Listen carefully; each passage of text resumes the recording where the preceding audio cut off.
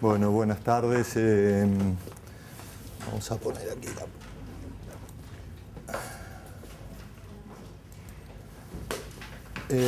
bueno, pues yo os voy a hablar un poquito de implementación de proyectos fotovoltaicos en el exterior. Cuando me refiero al exterior me voy a referir fundamentalmente a países fuera de Europa. Como sabéis, el mercado fotovoltaico en este momento pues está experimentando un crecimiento y una aceleración y desaceleración bastante importante en varios países europeos. Yo creo que más o menos la problemática del resto de países de Europa, salvo los aspectos estrictamente legislativos, es bastante similar a lo que podéis encontrar aquí en España. Y bueno, pues habitualmente en esta clase siempre suelo hablar de los proyectos de electrificación rural. Hoy voy a dividir la clase en dos partes. En la segunda voy a hablar de un estudio de prefactibilidad para plantas de conexión a red. Pero también, digamos, en un país centroamericano en este caso, y que tiene una problemática bastante diferente de lo que pueda ser lo que vais a encontrar aquí. Y yo realmente creo que este año la clase toma un interés bastante especial porque ahora mismo, dada la situación en España, la mayoría de las empresas del sector, que sabéis que ha crecido mucho y han aparecido un montón de empresas en los últimos años, pues la gran mayoría de ellas están mirando fuera la opción de buscar obra, de buscar trabajo, porque la situación aquí en España está bastante complicada. Entonces, bueno, pues para los que buscáis trabajo o pensáis trabajar en el sector de la fotovoltaica, pues tal vez la experiencia entiendo que pueda ser bastante enriquecedora y bastante actual. Bueno, pues como os digo, en el capítulo 1, y como es un cuento lo que os voy a contar, le he puesto así formato novela, os hablaré de las luces y sombras de la electrificación rural con energía solar fotovoltaica. Vosotros ya habéis todos, entiendo, visto todas las materias teóricas específicas de los sistemas, entonces pues no voy a redundar mucho en la parte técnica, voy a hablar más en los aspectos de lo que es un ingeniero fotovoltaico. Yo me considero un ingeniero fotovoltaico, llevo pues 25 años haciendo esto nada más, y me gusta definirme como un ingeniero que no sabe casi nada de nada, pero que sabe un poco de todo. Es decir, un ingeniero fotovoltaico pareciera que debería ser sobre todo un ingeniero industrial o un ingeniero de telecomunicaciones, pero la realidad es que en el campo hay muchas otras profesiones que encuentran un sitio para trabajar. Conozco excelentes ingenieros fotovoltaicos físicos o incluso algún ingeniero agrónomo. Y esto es porque al final es un trabajo que es muy multidisciplinar, en el sentido de que aparte de lo que es específicamente el desarrollo técnico de los proyectos, pues la implementación, y sobre todo cuando uno va a trabajar fuera de Europa, pues requiere una serie de habilidades, de conocimientos o de desarrollos de un montón de aspectos que tienen que ver con otras disciplinas, y en ese sentido pues el ingeniero fotovoltaico es un poco un ingeniero todoterreno, y creo que eso espero que quede bastante claro al final de la clase. Bueno, pues esta es un poco la situación de la electrificación en el mundo.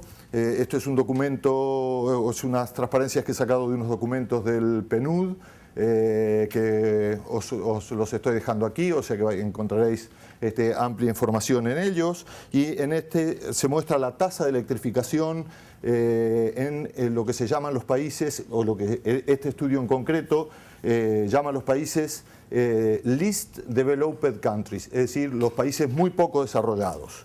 ¿De acuerdo? Y en el África subsahariana. Entonces, lo que estáis viendo son valores de población sin electrificar. Entonces veis que si bien, por ejemplo, Sudamérica en general la tasa está por debajo del 25%, salvo un par de países en Centroamérica que está en el orden del 50%, cuando hablamos del África, la tasa de electrificación es realmente muy baja. Hay países con más del 90% de la población sin luz, y la siguiente gráfica va un poquito En el mismo sentido, si veis aquí a la derecha, aparecen la tasa de población rural y población de las ciudades. Entonces, pues claramente siempre la población rural es la que está más desatendida, pero por ejemplo, dentro de lo que se considera el medio rural, hay países donde la disponibilidad de electricidad es muy corta durante el día.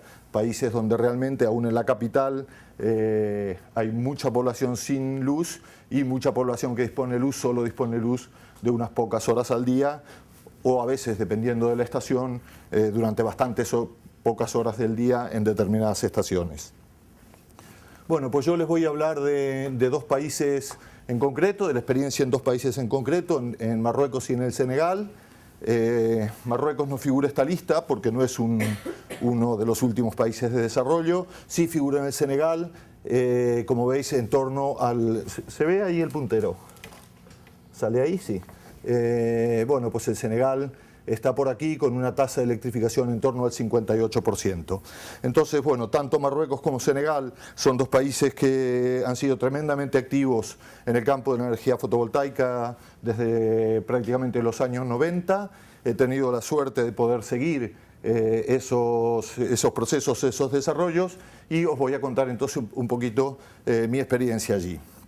En Marruecos, todo el tema de electrificación rural lo lleva la Oficina Nacional de Electricidad, y ellos han ido haciendo una serie de proyectos que empezaron con proyectos pequeños, haciendo experiencias y cambiando, digamos, su modalidad de contratación, su modalidad de ejecución, según iban adquiriendo experiencia, hasta que llegaron al año 96, donde hicieron un programa para electrificar 170.000 viviendas o 160.000 sistemas, es decir, un programa particular, digamos, muy tremendamente ambicioso, y esto lo pusieron en marcha a partir del año 2004, llegando a instalar 45.000 sistemas en el 2007.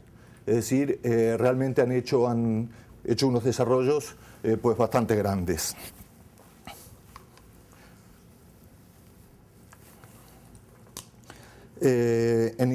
Cuando trabajaba en Isofotón tuve la oportunidad ganamos un concurso para electrificar 35.000 viviendas, y lo que veis aquí es un poquito el sistema que utilizaba el último de los concursos que hicieron. El sistema, que es un sistema de fee for service, es decir, el usuario paga una tarifa todos los meses para tener electricidad fotovoltaica en su casa. La empresa durante 10 años tenía que operar y mantener ese sistema con reemplazo inclusive de los equipos, es decir, cuando la batería se iba era la empresa la que tenía que reponerlos. Y pues el usuario contribuía a la conexión con unas cantidades que veis ahí. 65 dirham son 6,5 € aproximadamente, 150 dirham para un sistema de 200 vatios, 15 €, ese era su pago inicial, su derecho de conexión. A partir de ahí pues pagaban una tarifa mensual, no está puesto aquí cuánto, y pues creo recordar que del orden de los 60 dirham también, unos 6 €.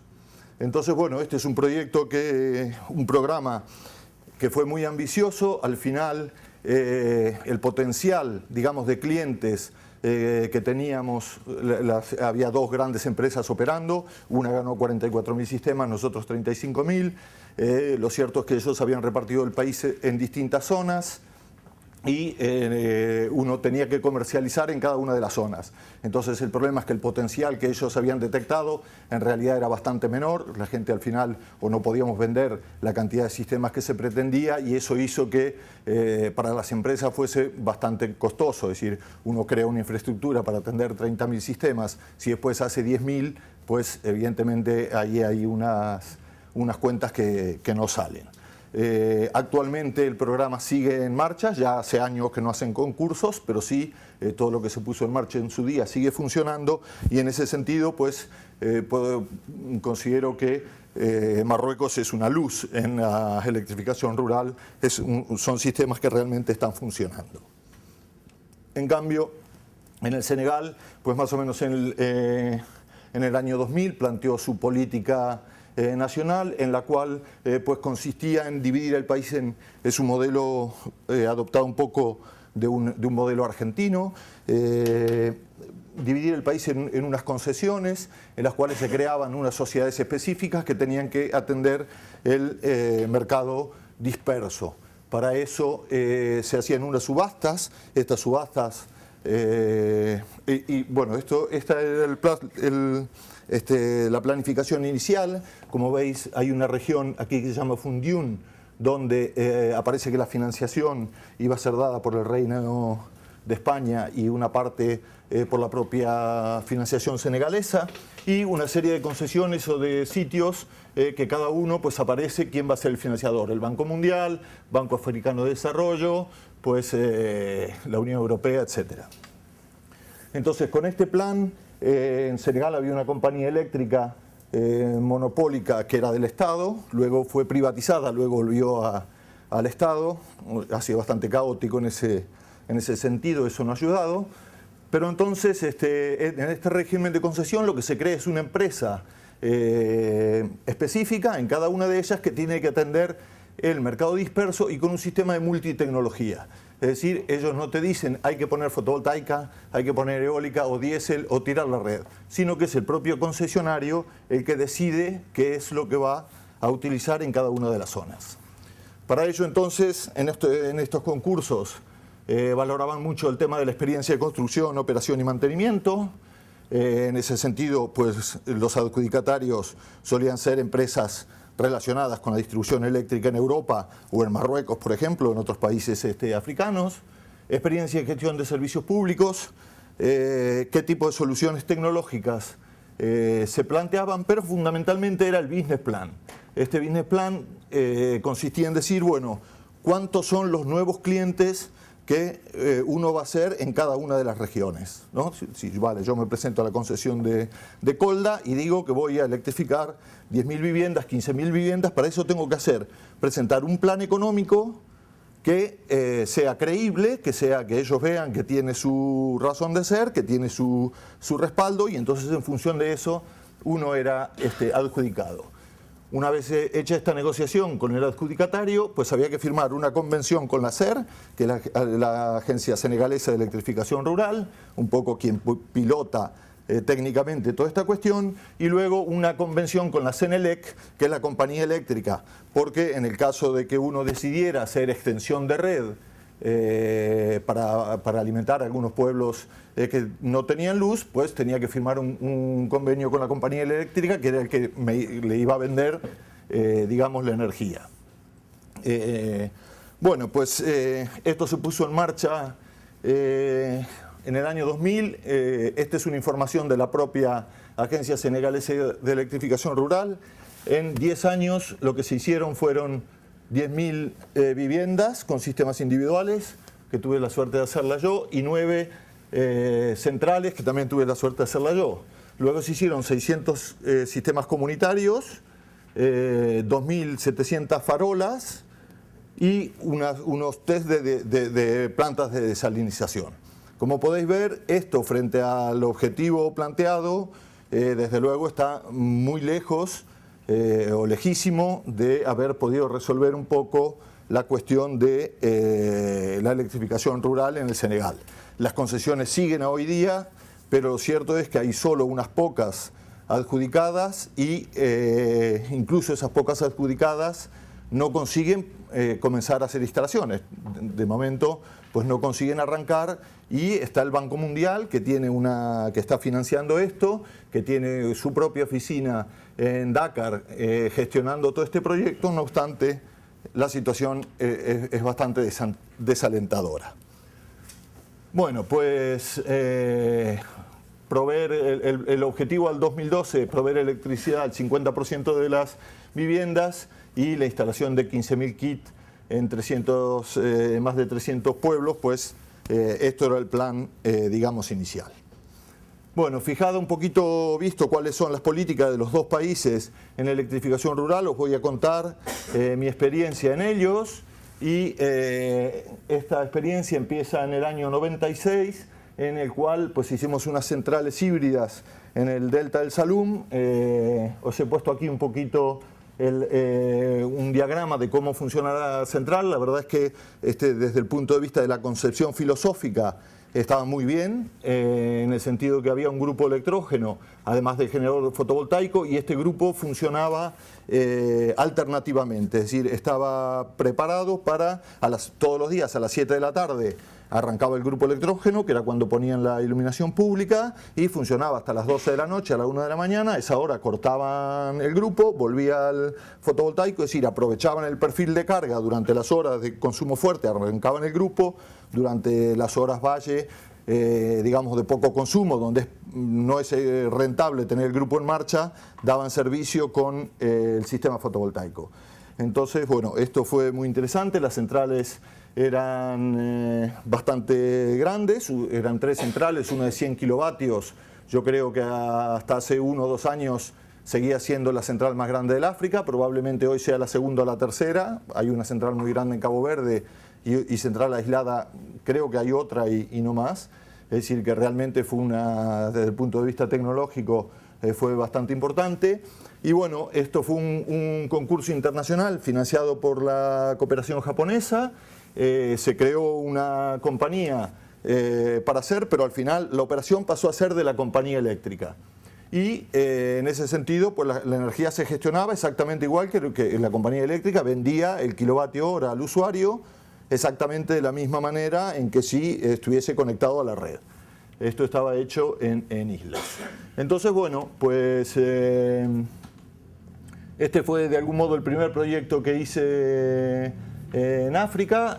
Estáis viendo ahí el campo a mitad de funcionamiento, y esta transparencia me gusta mucho porque es mi primer día de ingeniero fotovoltaico. Me encontré con un pequeño pueblo de pescadores donde llegaron de repente por la mañana 9 trailers con 9 contenedores con el material para todas estas instalaciones, y bueno, pues comenzaron a descargar. Como veis, no había ni una Fenwick ni un Torito. La descarga tuvo que ser manual. Cada contenedor consistía en romper las cajas para poder sacar los elementos y bajarlos afuera. Veis las baterías, enormes baterías de casi 4.000 amperios hora, de 4.000 amperios hora cada vaso de esos pesa más de 135 kilos sin ácido, en seco. Y mi desesperación fue enorme al empezar a ver que todo el poliespan que salía de las cajas pues caía en el suelo. Esto es un hermosísimo pueblo de pescadores en un sitio turístico, patrimonio de la humanidad, y digo, bueno, ¿qué estoy haciendo aquí? ¿Qué lío estoy montando? Pues como veis, se organizó rápidamente una corporación de recogida de poliespan. En estos aparecieron rápidamente a juntarlos los niños. Teníamos que quitar los niños entre las piernas de los hombres que llevaban las baterías de 130 kilos, y el tema es que ese poliespan lo usan para quemar en sus pequeñas estufas de cocina, con lo cual al día siguiente, en Marruecos lo usan para quemar, en Senegal usaban el poliespan para pescar el camarón, la gamba. Es decir, ponían sus redes montando en bolsas llenas de poliespan que hacían flotar unas maderas, y entonces ponían sus redes para pescar. Con lo cual, ese primer problema desapareció. El segundo problema fue que la gente del pueblo quería descargar los camiones porque decían que eran sus camiones, pero por otro lado, al lado estaban las piraguas que habían venido de los pueblos donde iban los materiales. Había 150 piraguas, y los de las piraguas querían descargar los camiones. Entonces, bueno, fue una discusión bastante fuerte en la cual yo era el único blanco que había en ese lugar, me mantuve un poco aislado, y bueno, finalmente decidieron que los del pueblo fueron los que descargaron. El primer día conseguimos descargar 7 camiones y medio, y quedaba un camión y medio restante para el día siguiente, y no conseguía quien lo descargara, porque habían trabajado el día anterior. Ya con todo esto quiero decirles que mi forma de pensar rápidamente tuve que habituarme a cuestiones culturales absolutamente diferentes de lo que de lo que nosotros tenemos aquí, de lo que estamos acostumbrados. Esta es otra foto muy bonita, si veis, estos 6 señores están llevando una batería de esas monstruosa que está ahí sumergida en el agua, porque es que el tema es que las piraguas para transportarlas eran de mucho calado, no se podían arrimar a la orilla, con lo cual el único método consistía en que las levantaban a pulso entre 2 o 3 señores de físicos esculturales y de 2 o 3 moles que los llevaban hasta ahí, y a partir de ahí había que echarlo encima de la piragua.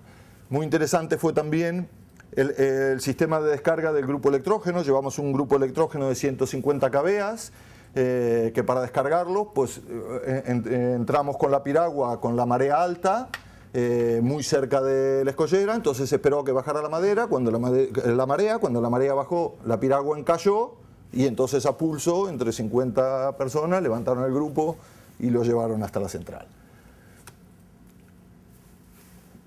Llegado el material a las islas, pues comenzó el transporte entre el puerto de desembarco y las centrales, y de repente pues me encuentro con todos los críos del pueblo transportando el material, y pues uno se pregunta, esto es explotación infantil en cualquier sitio y en cualquier lugar. Luego pues también uno se da cuenta de que los niños no estaban tristes, o sea, los niños estaban como bastante contentos y encantados de que había aparecido un tubap, un blanco con el material, y ellos estaban trabajando. Y luego, pues también muchos años después, un día visitando un pueblo en Mali, fui a ver la Plaza de los Viejos, que había que pedir autorización para poder visitar la aldea, y claro, uno se da cuenta que los viejos todos eran bastante más jóvenes que yo. Y entonces uno pues dice, claro, uno considera la explotación infantil desde el sentido de decir, ¿cómo puede ser que un niño trabaje? A lo mejor ese señor que tenía 45 años estaba sentado a la sombra descansando, llevaba trabajando 42 o 41, y pues tenía derecho a estar jubilado, y para él era natural que su hijo o su nieto a los 3 o 4 años estuviera trabajando, porque trabajaba él. Entonces nuevamente son estas cuestiones que uno dice, bueno, pues si lo miro desde mi filosofía occidental o de lo que consideramos aquí, pues es muy difícil aceptarlo. Pues no queda más que aceptarlo y dejar que los niños de algún modo carguen. Empezamos la obra civil, con lo cual había que transportar agua. El agua, en los ríos hay agua prácticamente salada, o sea que el agua había que traerla. Pues ahí la mujer sí estaba integrada laboralmente. Luego, pues claro, uno se da cuenta que en realidad la mujer hacía casi el 90% del trabajo, de todos los trabajos, incluidos los de obra. Es decir, no solo pescaba, cultivaba y atendía a la familia, sino que además tocaba transportar el agua. Por supuesto, en esas islas de un delta no había china, piedra ninguna, ni posibilidad de traerla en camión, con lo cual todo el hormigón se hacía en base a coquilla, a conchas que se encontraban ahí. Claro, en mis manuales de hormigón armado no había ningún sitio donde pudiera ver la relación, y en este sentido pues uno aprende que al final que lo hagan como ellos saben. Todas sus construcciones están hechas así, incluso las carreteras de pavimento están hechas con coquilla. Pues bueno, oye, ¿y qué dosificación? Pues la que tú me digas. Yo evidentemente esto no lo sé dosificar. Las relaciones humanas, tremendamente complicadas. A nosotros nos llamaban venga. Me veían por la calle, hola, venga, porque la palabra era todo el día, venga, venga, venga, venga, venga. Y finalmente venían y decían, pero vosotros solo sabéis trabajar, es que vosotros nunca sabéis el amor, ¿sabes? Bueno, pues realmente una situación difícil de adaptarse, es decir, hay que saber adaptarse. Este tubap que veis aquí es un técnico que hizo toda la obra, y hay una anécdota muy bonita, la voy a contar. Cuando estaba con esta situación del machete, él no hablaba francés, entonces pues yo encontré un día un pescador que había trabajado en un barco español, que hablaba muy bien el francés, y lo contraté de secretario y se lo puse a él, con lo cual toda la obra él le daba voces al senegalés, que tenía que transmitir lo que él decía. Y entonces en un momento con el que ahora está bromeando, pues le pegó un puntapié. Y el otro se revolvió con el machete y entonces le gritaba desesperado, Carlos, como se llamaba el senegalés, Carlos, dile que es cachondeo, ¿sabes? Porque, bueno, finalmente no pasó a más y ahí quedó bastante bien. Haciendo la obra civil pues salían bichos como esto. Esto hubo una vez que dentro de un armario de continua, cuando abrimos el armario, había un lagarto de estos viviendo ahí adentro. La descarga de adrenalina fue tremendamente importante, pero bastante peor fue la descarga que le dio una vez que hizo cortocircuito y murió electrocutado adentro de la caja, y por supuesto quemó la caja y hubo que cambiarla, reemplazarla, todo lo demás. Bueno, pues las mujeres trabajaba con su niño a cuestas, no había manera de decirle, oiga, deja el niño al costado, pues era así un poquito su manera de trabajar. Finalmente conseguimos hacer estas magníficas plantas. La verdad que el tiempo de construcción fue muy largo, sobre todo porque los inversores nos dieron muchísimos problemas. Eran un poco prototipos, en aquella época la energía solar recién empezaba, entonces no había experiencia de inversores aislados, quemamos puentes de IGBTs ahí a expuertas y lamentablemente, bueno, las plantas estuvieron funcionando más o menos un año y medio, 2 años, hasta que fallaron los inversores por primera vez. La compañía eléctrica los reparó la primera vez y la segunda vez que se rompieron ya no los volvió a reparar. De tal manera que si vosotros visitáis este pueblo, yo estuve aquí hace 2 años más o menos, los paneles están magníficamente tendidos al sol, pero el pueblo solo tiene luz con el grupo electrógeno. Y eso hace que solo tengan luz por la noche. Es decir, aquella filosofía que teníamos de que el fotovoltaico cubría el día y el grupo cubría la noche, ahora el fotovoltaico no cubre el día y solo tienen electricidad por la noche. Lamentablemente hay un técnico que es un chaval excelente, que uno va y está todo limpio, vas y mides los paneles siguen funcionando, dando su potencia, está todo ahí, pero está todo muerto de risa y sin funcionar. O sea, lamentablemente fue también al final una sombra. Imaginar el banco de baterías, son 380 elementos, de 4.000 amperios hora, una auténtica barbaridad. Eso está en perfectas condiciones, pero sigue sin funcionar.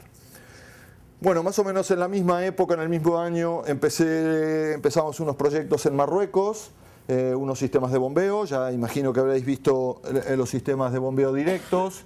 Entonces, bueno, este fue un proyecto que estaba promovido por 2 ONGs, una ONG española y una ONG marroquí, y en el cual comenzó a participar el Instituto de Energía Solar el primer año y bueno, al final el instituto se convirtió en un impulsor de la experiencia marroquí y yo honestamente creo que es el proyecto de cooperación más exitoso que conozco.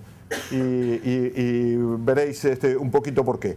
Esto comenzó con una financiación de la ECI, de la Unión Europea, y fue súper importante el tema de la gestión de la asociación local. Es decir, ahí, del mismo modo que en la central de Senegal, si veis en la transparencia, ponía ningún actor social, o sea, fue la eléctrica, dijo, ¿a cuánto? ¿Quieres contador? Vale tanto, toma, te lo pongo y ya está. Nadie dio una explicación de cómo se utilizaba. No hizo un seguimiento, un trabajo con la gente. Pues aquí esto parte de la base de una asociación local trabajando con la gente, en la cual a estos poblados pues se les dice, bueno, si queréis que os pongamos un sistema fotovoltaico para agua, tenéis que crear una asociación local, pagar el agua una tarifa que vosotros decidís qué tarifa es, vosotros tenéis la libertad de fijarla, pero tenéis que hacerlo. Y eso les implicaba, tienen que limpiar las letrinas, o sea, se le puso una serie de condiciones y realmente fueron un proyecto que nació y se multiplicó por sí mismo a lo largo de los años. En el año 96, como veis, empezamos haciendo unos sistemitas pequeños, fueron más o menos en 2 etapas 20 kilovatios que instalamos. Estas son las primeras instalaciones que empezamos haciendo. Esto siguió luego una segunda etapa en la cual ya los sistemas no solo aumentaron en tamaño, digamos, de total, sino por sistemas. Si veis aquí, el sistema más grande era un sistema de 3,76 kilovatios, que es ese que tenéis ahí en la foto. Ya en el segundo proyecto comenzamos a hacer más pueblos y los pueblos más grandes. Hubo un tercer proyecto ya en el año 2003. Bueno, este es un proyecto en Gambia, no tiene que ver con Marruecos. Pero bueno, fue otra experiencia de bombeo hecha en el medio, y ya a partir del 2003-2004 hicimos un proyecto tanto en Marruecos como en Argelia y Túnez, en el cual se hicieron 50 poblados en un solo proyecto. Esto determinó una cuestión tremendamente importante de masa crítica. Bueno, este es un pequeño proyecto en Argelia hecho más o menos en el total. Pero como veis, en el término de unos 6 años hicimos casi 400 kilovatios de sistemas. Esto se quedaron 50 poblados en Marruecos electrificados, una decena en Túnez, una decena en Argelia, otros en Gambia fueron casi 100, y bueno, esto dio una masa crítica. Muy importante para el tema de la cooperación, es decir, lo normal, en todos estos años hacíamos muchos proyectos de cooperación de pequeñas ONG que conseguían una financiación de la ESI o que conseguían una financiación de un ayuntamiento, y entonces iban a hacer un pequeño proyecto para ayudar a un poblado de no sé dónde. Pero el problema es que uno hace de 200 sistemas y luego eso cómo se sostiene. De sostenerlo desde España es tremendamente difícil, y por 200 sistemas uno no puede crear una infraestructura local que luego mantenga aquello. Entonces, pues aquí lo que conseguimos fue masa crítica, se fue haciendo poco a poco. Entonces había un número grande de sistemas. Al final se creó una empresa marroquí de mantenimiento, los técnicos aprendieron, los trajimos a España, los formamos, y los tíos, a día de hoy, de estos 50 sistemas, pues hay 48 que siguen funcionando. Los marroquíes sacan la bomba, ponen la bomba, cuando se avería un variador, llaman por teléfono, mándame un variador, cambian el variador y siguen funcionando, los presostatos o lo que haga falta. Realmente, yo os digo, y esto está muy cerquita de España, a mí me encanta llevar a la gente a mostrarlo ahí, porque realmente es un ejemplo difícil de encontrar. Uno cuando anda por los mundos va encontrándose un montón de proyectos financiados de cooperación que después al final no funcionan porque no hay manera de hacerlos sostenibles. Para esto hubo todo un aprendizaje desde los dos lados. Es decir, por un lado, bueno, desde hardware, esto ahora probablemente no tenga demasiado interés, pero sí ver cómo fuimos pasando desde las bombas solares, cuando esto recién empezaba, a cosas que empezamos a hacer nosotros por nosotros mismos, con variadores de frecuencia, inventándonos unas tarjetas de control o lo que fuese para alimentarlos directamente en continua, hasta llegar a los sistemas que a través de un PLC y un variador de frecuencia absolutamente normales y tradicionales del mercado, hacemos funcionar bombas de alterna que el marroquí puede comprar en la ferretería del mercado. Es decir, el primer sistema era un sistema danés, buenísimo, siguen funcionando después de 15 años, pero era un variador de piñón fijo, 1500 vatios, y el interés de esta foto es que como era un pozo más grande y no se podía variar, tuvimos que poner 2 variadores con 2 bombas en el mismo pozo para dar el caudal que requerían. Entonces, bueno, pues esto hoy por hoy, por supuesto, está súper desarrollado. Esto sí que me gusta más porque os muestra cómo adaptamos a la solución y cómo lo adaptaron ellos. Estos fueron los primeros sistemas que llevamos. Era una estructura monoposte porque salimos de aquí sin haber ido a ver los sitios. Entonces, claro, en una estructura de soporte con un solo pie, pues me da igual cómo sea el terreno, si está desnivelado, si no está desnivelado, que al final ese poste yo lo giro, lo pongo y no tengo ningún problema en hacerlo. Y la verdad es que funcionaba muy bien, pero en el mismo primer proyecto ellos mismos nos dijeron: oye, y por seguridad, ¿por qué no me lo pones arriba de la caseta? Esas casetas que veis, es una caseta donde dentro está el pozo y donde dentro va la electrónica, porque entonces es más fácil cuidarlo para que lo roben. Dijimos, pues oye, la verdad es que tiene razón, montamos arriba del tejado. A partir de ahí empezamos a hacer las estructuras para plantarlas directamente en el tejado. Pues la asociación local nos daba el plano de la caseta y entonces pues nosotros metíamos los paneles. Pero nos encontramos con problemas como este. Luego limpiar este panel es tremendamente difícil porque cuando uno está aquí arriba no tiene cómo pasar alrededor. Con lo cual llegamos a la solución definitiva que dijimos, oye, pues lo que tenemos que hacer es la caseta para hagamos la caseta para tener el generador que necesitamos. Entonces esto a la población le resultaba tremendamente fácil porque nosotros le dábamos el cemento y ellos ponían la mano de obra, que es lo que ellos pueden poner. Entonces simplemente una vez que calculábamos y veíamos cómo tenía que ser de grande nuestro generador, les decíamos y ellos utilizaban ese espacio al lado o para vivienda del guardián o para local de la asociación o para lo que fuese. Y como veis esto lo he puesto, está en construcción. Lo que queda es un montón de espacio alrededor para trabajar, para limpiar los paneles, para hacer el tema del mantenimiento. Bueno, pues los sistemas hidráulicos igual, fuimos cambiándolo, esto realmente no tiene mucho interés. Esto es un poquito una gráfica de resultados. Estos ya son trabajos del IES. El IES y el Instituto de Energía Solar estuvo durante años siguiendo la evolución de este proyecto. Se han hecho un par de tesis doctorales respecto de los trabajos que han sacado. Han hecho un montón de aprendizaje, montaron unos simuladores de sistemas de bombeo ahí. Realmente fue un desarrollo muy grande. El trabajo está muy bien. Aquí hay solo unos valores reales muy por encima de los estimados y esto es porque es un sitio donde llegó la red y al final quitaron los paneles y la bomba en vez de funcionar 6 horas por día funciona 12, pero en general los resultados fueron tremendamente satisfactorios. Bueno, volvemos al Senegal. En el Senegal, entonces ya dentro de estos programas del ACER empezamos con un crédito FAD del Ministerio de Exteriores aquí, de apoyo, un crédito de Fondo de Ayuda al Desarrollo, y entonces en eso creamos una filial en Senegal. Estos son los ingenieros fotovoltaicos que, como veis, están muy contentos. Uno de ellos es físico también, y bueno, pues ellos se fueron y con ellos montamos los primeros 10.000 sistemas individuales en menos de un año.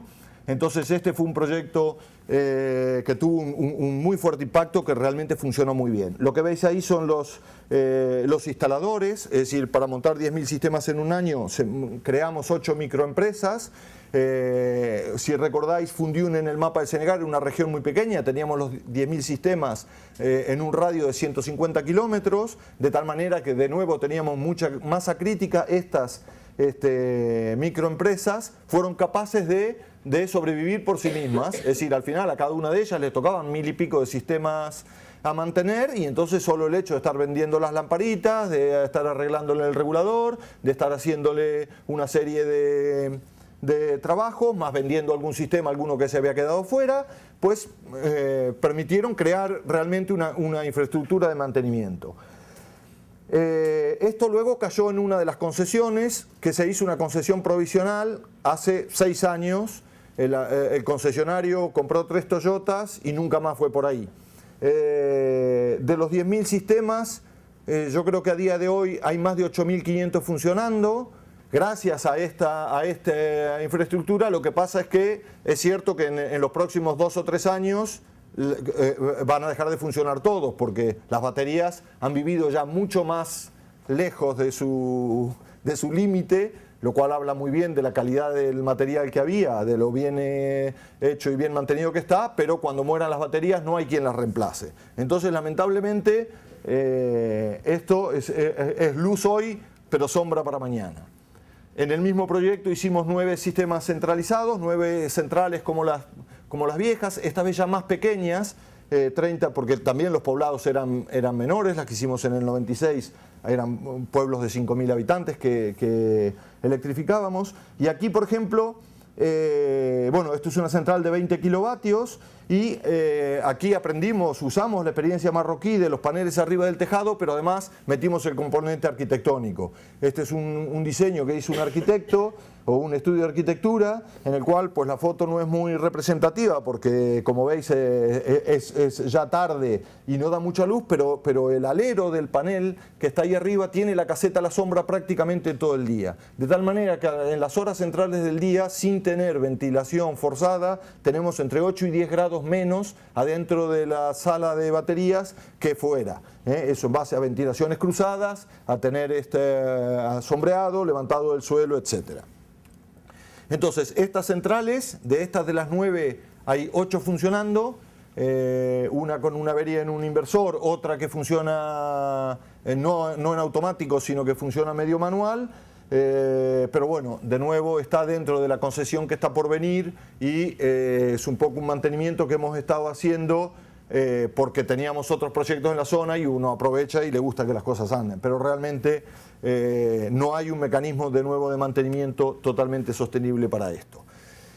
También hicimos una experiencia de centrales pequeñas en Marruecos, nuevamente Marruecos, otra vez con la misma asociación local. Estas fueron 2 pequeñas centrales de 10 kilovatios. Aquí aparecieron otra vez la Politécnica de Madrid y la financiación de las ONGs, y pues esto fue unos proyectos donde la verdad que desde el punto de vista de ingeniería nos exprimimos, en el sentido de decir, bueno, pues un día puede llegar aquí la red. Se hizo un sistema en alterna totalmente compatible con el sistema eléctrico marroquí, a pesar de que el sistema era monofásico. Hicimos un tendido en 4 hilos para dejar de tal manera que el día que llegara la ONE fuese capaz de conectarse simplemente en Bornas y alimentar al pueblo con la red cuando llegara. Se hizo un trabajo muy bueno de empezar a dar corriente poco a poco, no todo el día al principio, sino arrancamos con pocas horas y después fuimos dando más horas para que la gente se acostumbrara a que tenía un sistema relativamente limitado que no podía funcionar. Había un grupo electrógeno de socorro, pero que solo funcionaba en caso de que la batería requiriera energía, es decir, que no era como el otro que estaba pensado para funcionar el grupo por la noche. Aquí el grupo solo funciona si hay un exceso de descarga y bueno, pues estos son un poquito de detalles técnicos. La verdad que el proyecto funcionó muy bien. Lo tenían impecable, uno llegaba a esos sitios así absolutamente desérticos y se lo encontraba completamente limpio. La gente pagaba la electricidad, con lo cual había un sistema de mantenimiento. También tenían un sistema de bombeo conectado a la propia central. Ese es un poquito el esquema eléctrico que tenéis ahí. Veis que las salidas todo era con 3 hilos, de tal manera de poder conectar a la ONE.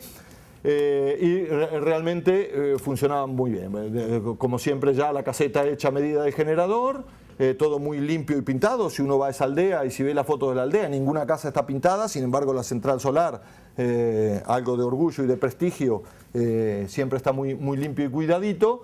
Y el cableado se hizo todo subterráneo, con lo cual podéis ver qué maravilla que no estropeamos el entorno. Bueno, pues 4 años después llegó efectivamente la red eléctrica.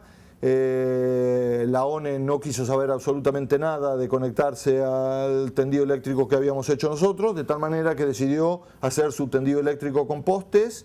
No utilizaron ni siquiera los contadores de energía que habíamos puesto nosotros, e hicieron un sistema completamente nuevo.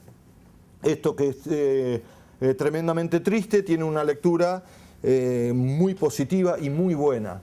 ¿Qué hicimos con la propia empresa? En la propia empresa donde trabajaban, Isofotón, con quien hicimos todos estos proyectos, teníamos una fundación y entonces le pedimos dinero a esa fundación para pagar el traslado.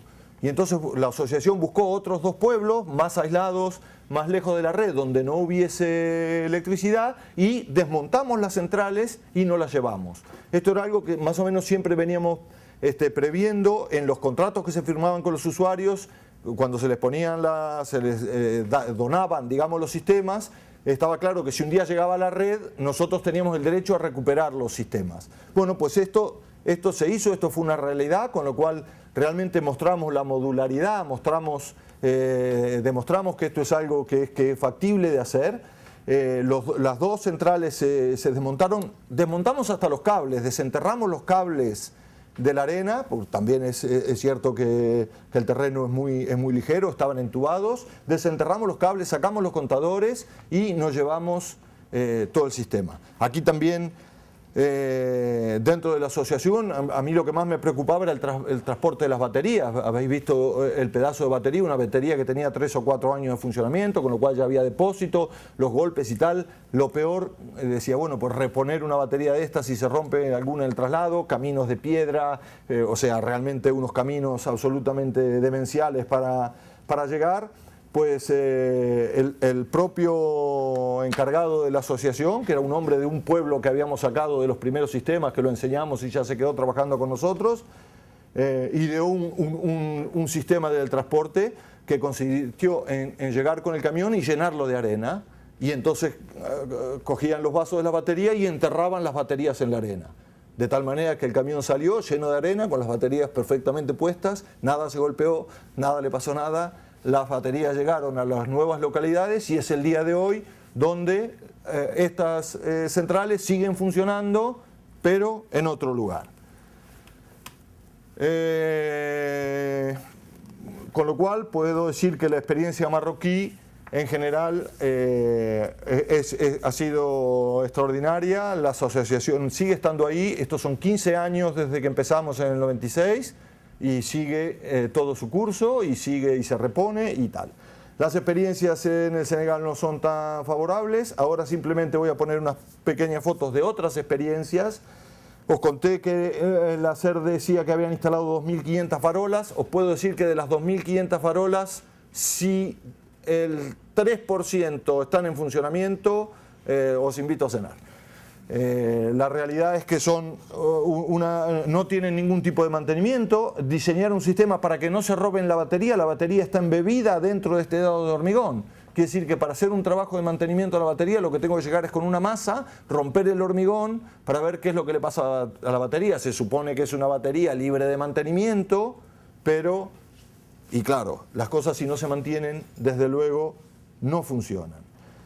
Esta es una experiencia que tuvimos cuando empezamos los 10.000 sistemas. De repente empezamos a tener mortandad de balastos y claro, se fundían.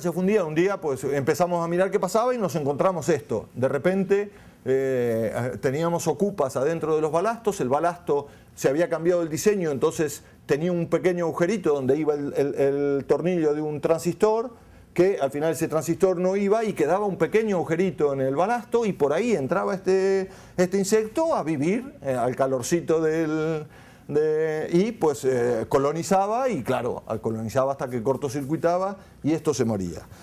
Pues yo he estado trabajando en el Senegal hasta este último año y entonces esta es una foto muy reciente de un proyecto con financiación india y entonces si veis el regulador que tiene aquí, si miráis los radiadores de ventilación que tiene en el costado, pues ya me diréis las posibilidades que tiene esto de funcionar. Pero además es curioso pensar cómo la instalación, en vez de ser hecha con un cable, con una manguera de 2 hilos que se puede grapar sobre las chozas, es decir, de los 10.000 sistemas había 8.500 que estaban hechos en chozas, hechas de postes de madera con adobo. Entonces, pues no, ellos llevaron canaleta, muy bonita para trabajar cuando uno tiene un muro, y que es el caso de esta casa, pero llevaban una canaleta con un hilo, con un cable, digamos, sin protección. Y luego es curioso ver la cantidad de magnetotérmicos que hay aquí. Estos térmicos se están protegiendo, esto debe ser el DC-DC, entonces pues tenéis un térmico a la entrada del panel y un térmico a la batería, ¿de acuerdo? Y yo en 25 años nunca había visto poner térmicos en una instalación de este calibre y me preguntaba por qué, hasta que un día me di cuenta que la especificación técnica decía que el regulador tenía que estar protegido contra cortocircuitos y evidentemente este regulador no lo estaba, con lo cual la protección que hacían contra cortocircuito era el térmico externo. Bueno, pues los térmicos a los 4 o 5 meses, las primeras averías eran los térmicos que se iba. Y con esto quiero decir que Lamentablemente, en el mundo de la electrificación rural, donde ya hay una experiencia muy larga, aparecen nuevos actores que son nuevos financiadores, que como España en el 2000 iba dando fondos de ayuda al desarrollo, ellos dan fondos de ayuda al desarrollo, también el criterio sigue siendo el mismo. Yo te doy el dinero, pero va a la empresa de mi país, con el material de mi país a hacerlo. Pues lamentablemente, de repente retrocedemos 15 años en el tiempo, cuando todo lo que he contado es viejo y ahora se supone que ya está, que la tecnología está súper madura, que tenemos unos reguladores buenísimos. Pues aparece este regulador que en el 96 seguramente no lo hubiese puesto yo por viejo. Y ya está.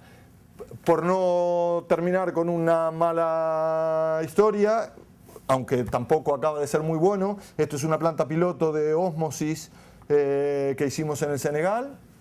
El problema en todo este delta donde estamos trabajando, el agua es salada, uno pincha el pozo y el agua sale salada, y entonces pues hicimos con una empresa, con un especialista de ósmosis, desarrollamos un sistema que iba metido en ese contenedor, todo ya iba preparado desde aquí, simplemente arriba montamos los paneles, y pues fue un sistema que se hizo para trabajar con muy bajo consumo de energía. Aquí no teníamos variador de velocidad para la bomba de alta, pero entonces lo que hicimos fue poner un sistema en cascada de 3 membranas que, dependiendo del nivel de radiación solar que teníamos, pues íbamos metiendo más o menos membranas, ¿de acuerdo? Para intentar aprovechar. El sistema, la verdad que ha funcionado magníficamente, lo que pasa es que está por recepcionar. Es decir, todavía el cliente, el dueño, no lo ha recepcionado, con lo cual pues nos toca ir a mantenerlo cada 6 meses, porque cada vez que va encuentra una pega, y luego tú arreglas la pega y él vuelve un año después y pues claro, encuentra otra pega. Es una manera un poco de tener mantenimiento gratuito, pero lamentablemente yo me he venido, con lo cual no sé qué iba a ir a pasar con esto. Esto desde luego es un tema que yo creo que tiene muchísimo campo de desarrollo dentro de los sistemas aislados, porque si bien la parte de extraer el agua la tenemos totalmente resuelta, el problema cuando el agua es salada, pues claro, el problema está ahí.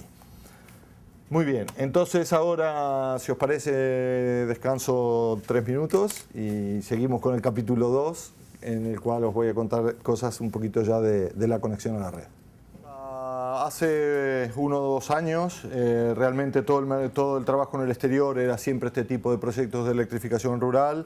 En los últimos años a esta parte pues irrumpe con mucha fuerza también los sistemas de la conexión a la red. Sabéis que la conexión a la red en Europa se desarrolló básicamente a base de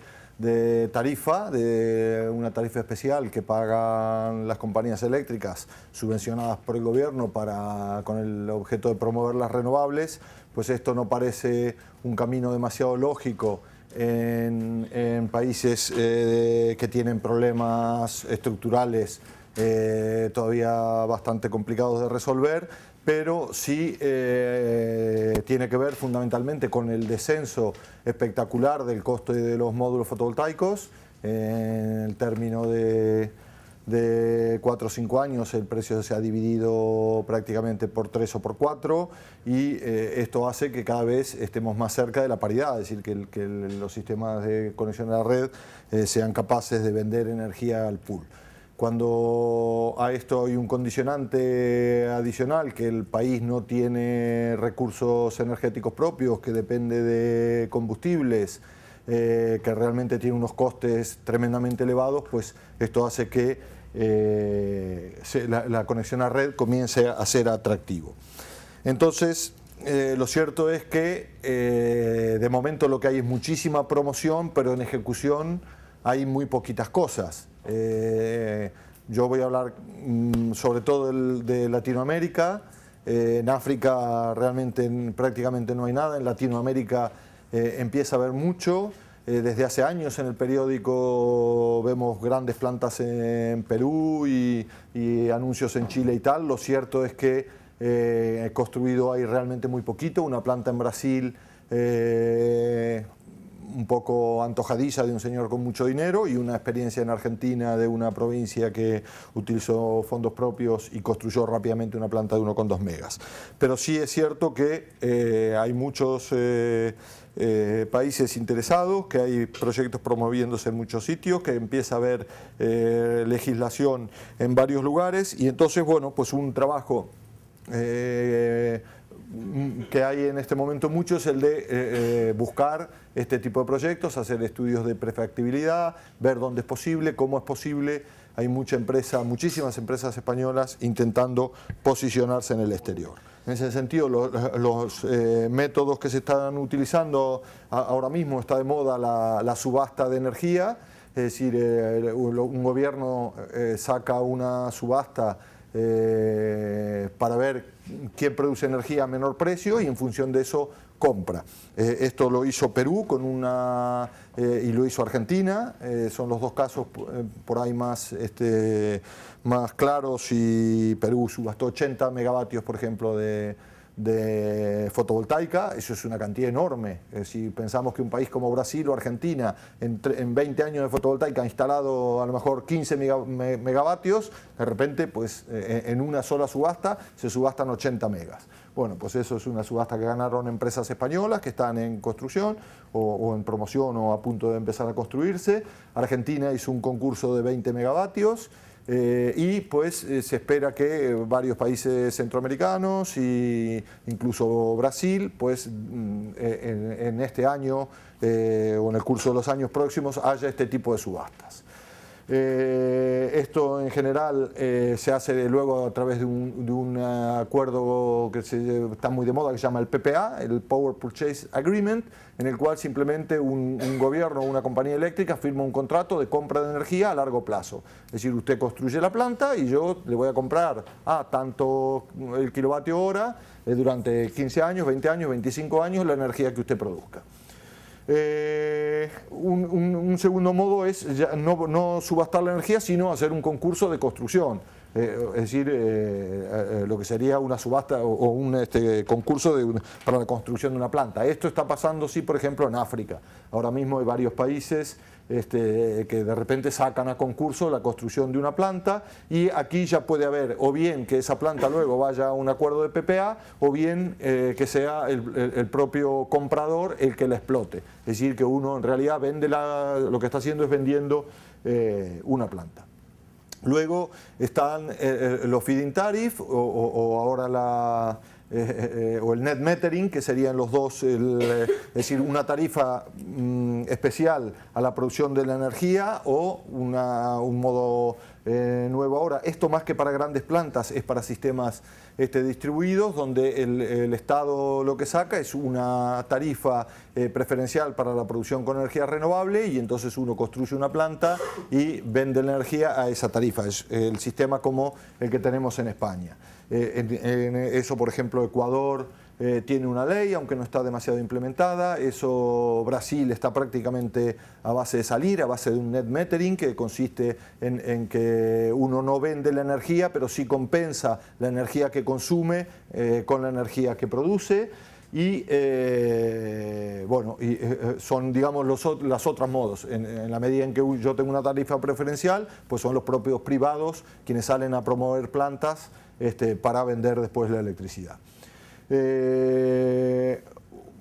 Dado esto, el tamaño de la planta puede estar, digamos, desde el público restringido, bien sea por una capacidad que tanto venga del programa. En España por este año hay 200 megavatios, pues bueno, cuando se acaban los 200 megavatios ya no hay más. O bien a través de las propias plantas, es decir, bueno, pues no se sabe, plantas de hasta 1 megavatio. Por ejemplo, tienen unas condiciones, hasta 30 megavatios otras, el caso, por ejemplo, de Brasil.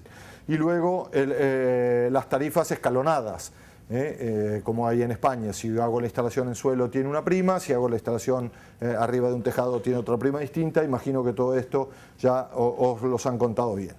¿Qué es lo que pasa cuando el promotor es un promotor privado? Entonces aquí, en general, la limitación de la planta viene dada por el terreno que tiene, si tiene un terreno disponible, o por el dinero que se puede gastar. Este es el caso de grandes empresas que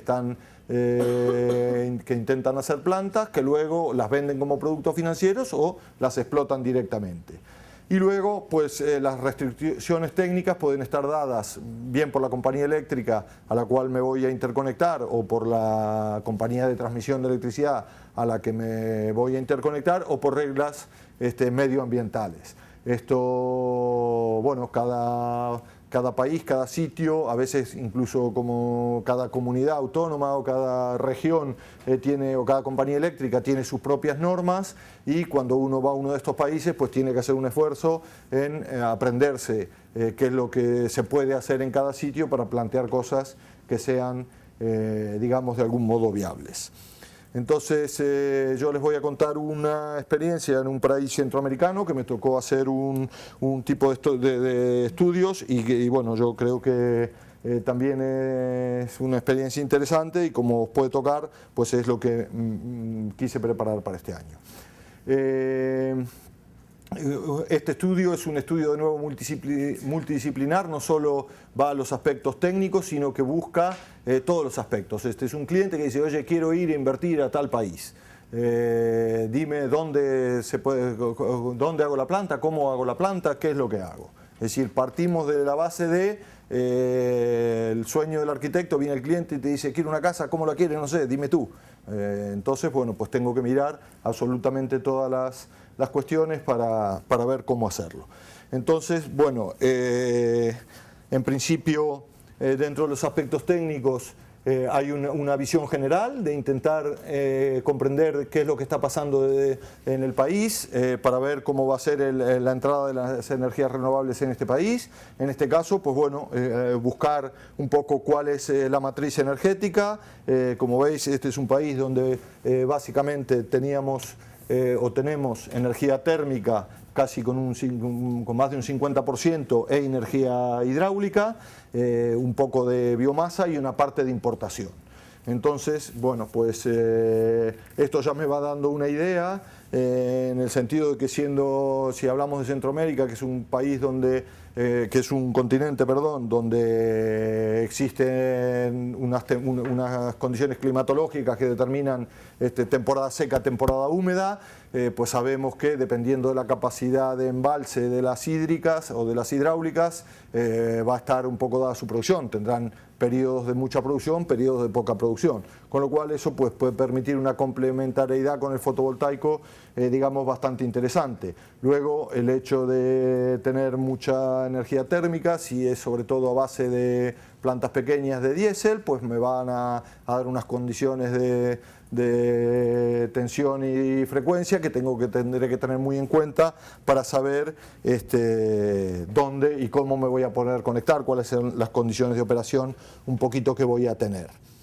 Y pues claramente, y a nivel general, ver cómo es este perfil de carga.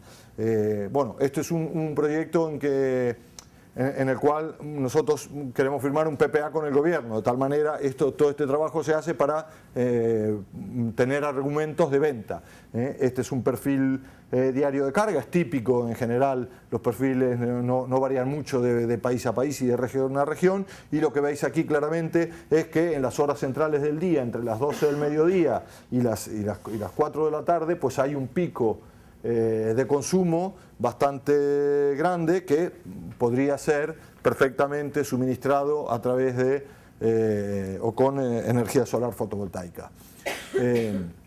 El tema del pico en esta matriz energética particular es también importante porque muchas veces, y veremos después, hay sitios donde, por ejemplo, tienen hasta 3 térmicas juntas, una grande, una más pequeña y una todavía más pequeñita. Lo normal es que la pequeñita es la más vieja, que luego tuvieron que, según aumentaba el consumo, hicieron otra, y entonces pues lo que pasa es que cuando tienen el pico tienen que mandar a arrancar las pequeñas, los cuales tienen unos problemas, tienen unos costos bastante elevados.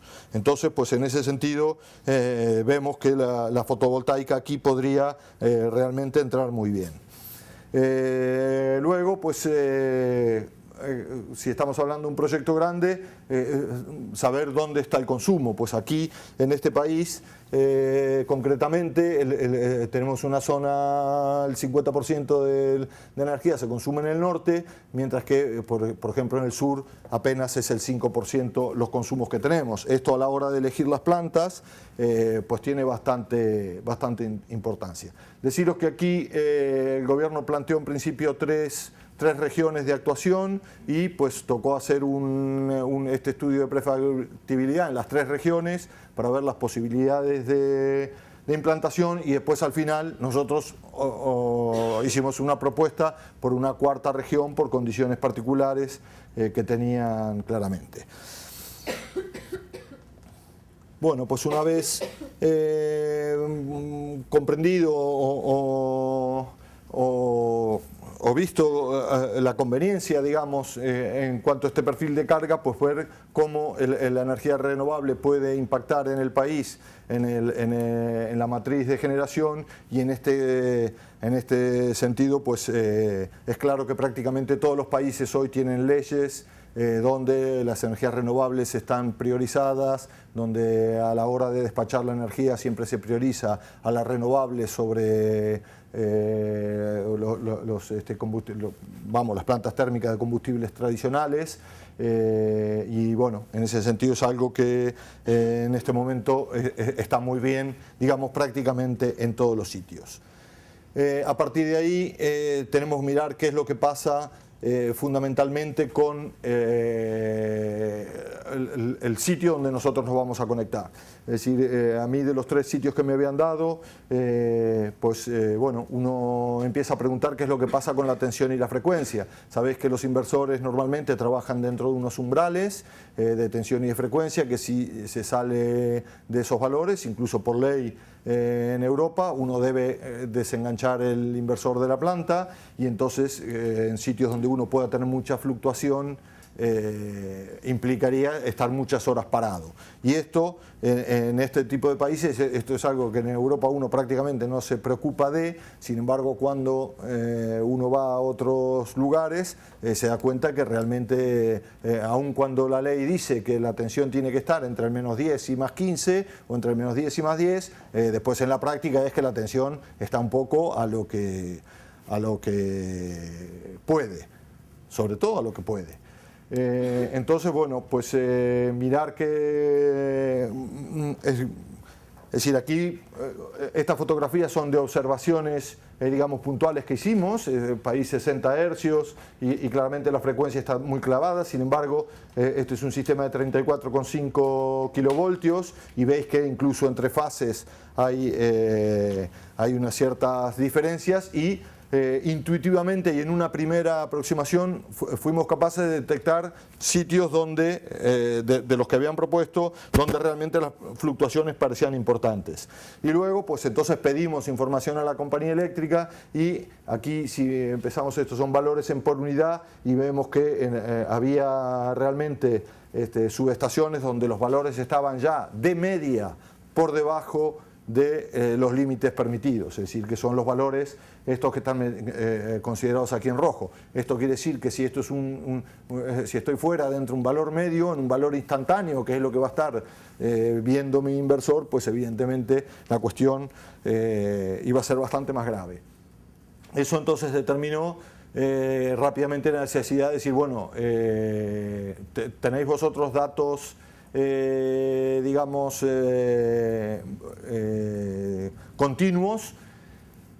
Dijeron que sí, tardaron mucho en venir, optamos por montar analizadores de red, que al menos los teníamos una semana funcionando, y durante esa semana pues estábamos monitorizando permanentemente qué es lo que pasaba. Allí la verdad que empezamos por los sitios más estables, donde habíamos encontrado la mejor red, y encontramos que efectivamente había muy buena estabilidad de tensión y frecuencia, pero había unos problemas de armónicos bastante importantes, lo cual pues al final uno tiene que considerar para montar hardware que sea capaz de trabajar en estas condiciones.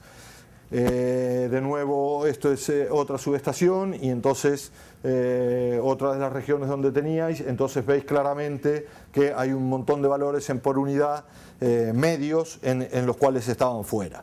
Bueno, pues esto nos llevó a intentar mirar dónde había más estabilidad. Esto es una región en la cual encontramos 3 plantas térmicas, como os digo, en tamaños desde la vieja pequeña han ido creciendo, y desde luego con unas subestaciones de transformación y de seccionamiento bastante importantes, con unas líneas conectadas con el resto de Centroamérica, el CIEPAC, con el Sistema Interconectado de América Central, en la cual pues encontramos mucha más estabilidad, en el sentido de que, bueno, pues al final tener una generación en la línea de transmisión en la cual uno se va a conectar de mucha magnitud. Esta es una planta que es aproximadamente el 40% tiene de la potencia térmica instalada en el país, pues nos resultaba un sitio tremendamente atractivo desde el punto de vista un poquito de la tensión y del voltaje. Nuevamente, ver cuál es el perfil de carga ya una vez seleccionado, yendo a decir, vale, elijo este punto, aquí tengo estabilidad de tensión y frecuencia, pues mirar cuál es un poquito el perfil de carga que voy a tener ahí, sobre todo por el impacto que pueda tener la generación que voy a producir en ese sitio. En el caso concreto en el que hemos visto, cerca había una ciudad muy grande, con lo cual pues estaba ese pico de consumo a mediodía y vimos que fácilmente era asumible tanto por el transformador como por la red de transmisión la energía que nosotros fuésemos capaces de producir en ese sitio. Y bueno, pues aquí, aunque ya lo he comentado, el tema de otras plantas, entonces se me ha saltado de alguna manera el tema de las otras plantas en el área. En el caso concreto aquí, por ejemplo, había una central hidráulica de casi 30 megavatios de potencia nominal que en el periodo seco, en el verano, prácticamente daba menos de 2 megavatios, o sea, una capacidad de embalse muy pequeña. En la estación seca se secaba, con lo cual la opción de nosotros inyectar fotovoltaica era perfectamente compatible, ayudaba mucho al sistema. Bueno, pues condiciones de conexión, buscado más o menos el área, importante ver las condiciones de conexión, es decir, cómo es la línea a la cual me voy a conectar, si es una línea de subtransmisión, una línea de transmisión, una línea de distribución.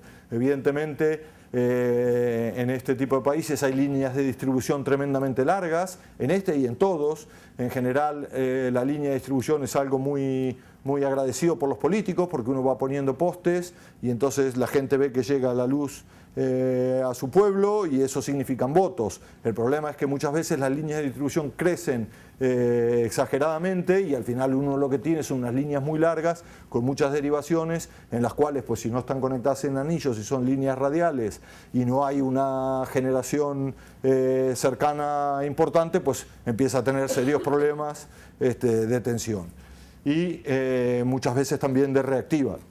De los problemas más serios que encontrábamos aquí eran unos déficits de reactiva muy importantes que se producían y que al final las térmicas tenían que arrancar para compensar este tipo de energía. Entonces, bueno, el hecho de seleccionar la tensión a la cual conectarse, está claro que es distinto si nos vamos a conectar a una subestación o a una línea.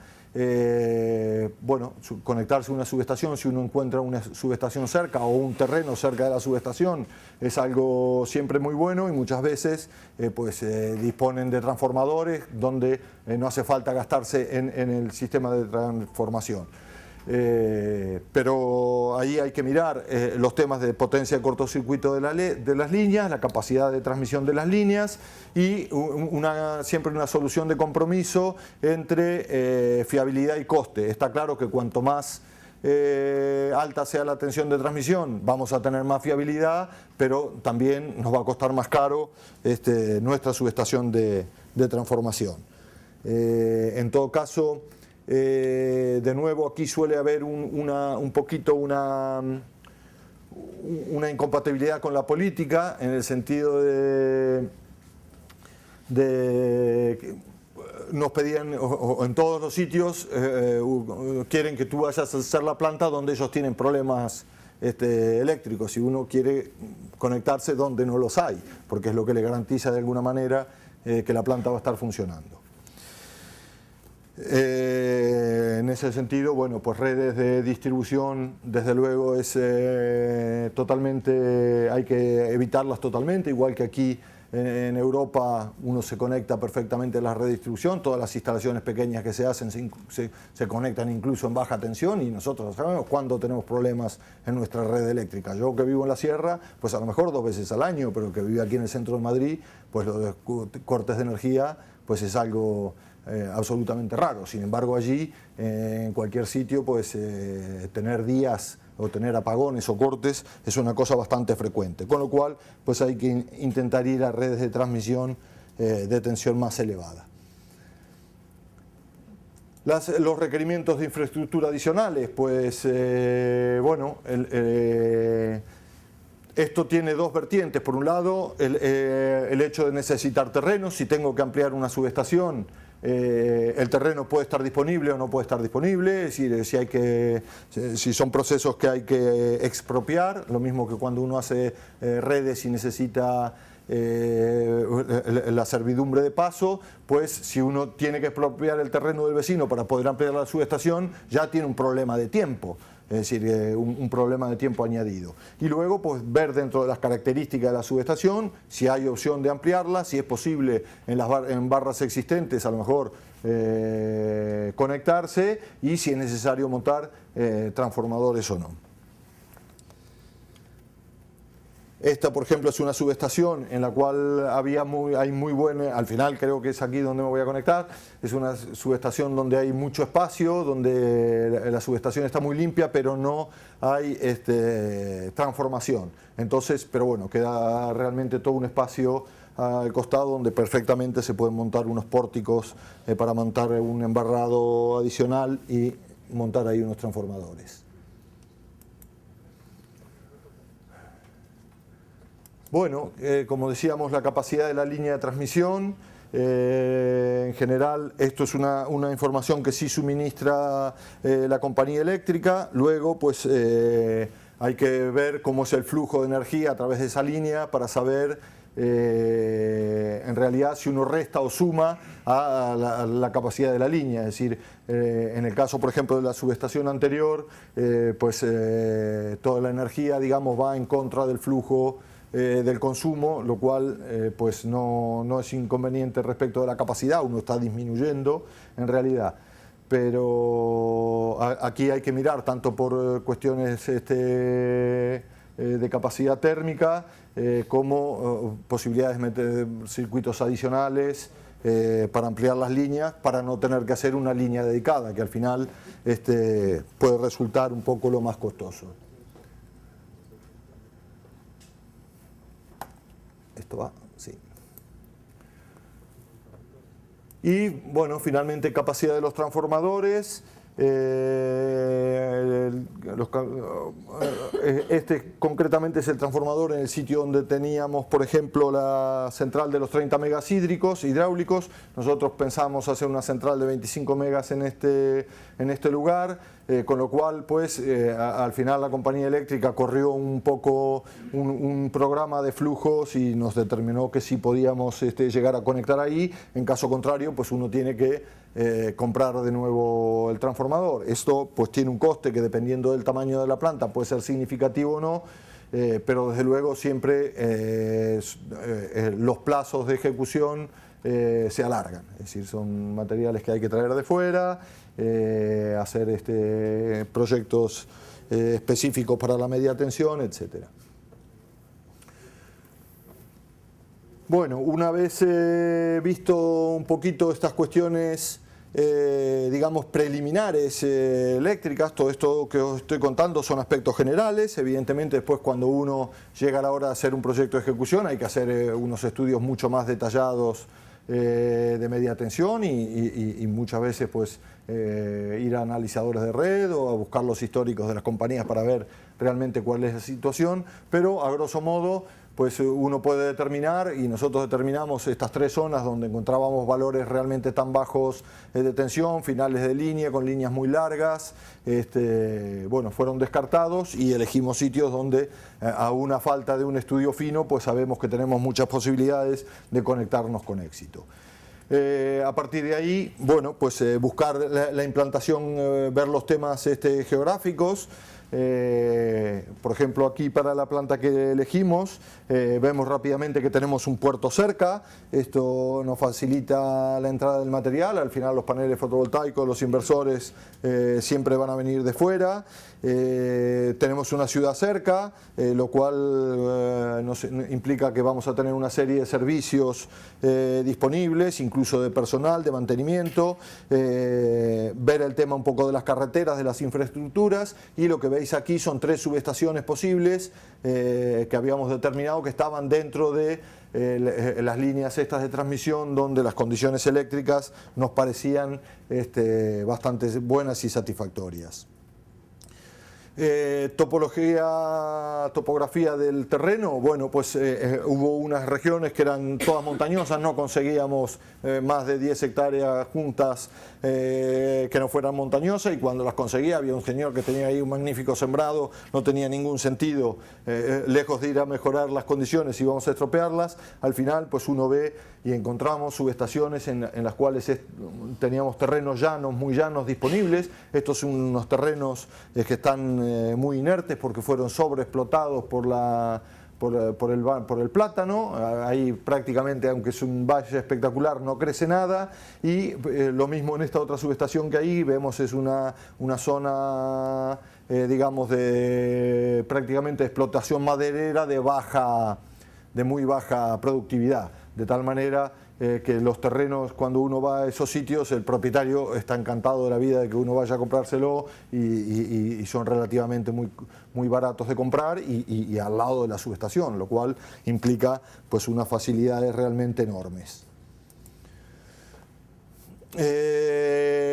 Disponibilidad y usos tradicionales.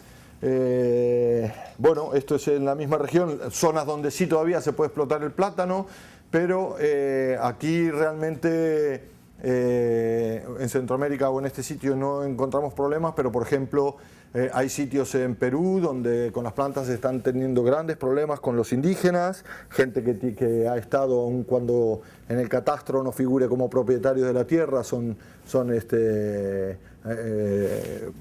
derechos ancestrales sobre esos terrenos, y muchas veces la gente pues no, por cuestiones sociales no quiere o quiere cobrar un peaje sin ser el dueño, o pues no quiere, o hay reticencias. En ese sentido, ver qué tipo de explotaciones hay, mirar un poquito, digamos, de no distorsionar, de que nuestra planta, al final estamos hablando de plantas que necesitan 50 hectáreas, 100 hectáreas, 200 hectáreas, en países pequeños son terrenos importantes, entonces de no distorsionar los usos y costumbres tradicionales. Bueno, el tema de la suciedad es importante, es decir, siempre que estemos al lado de una carretera, o si hay industrias, o dependiendo de la climatología, hay sitios que pueden llegar a ser muy sucios, y sobre todo países que tienen épocas secas muy grandes, o sea, periodos secos de 6-7 meses, donde sabemos que no va a llover, no se va a lavar nuestro panel. Tendremos que tener previsiones y tener esto en consideración.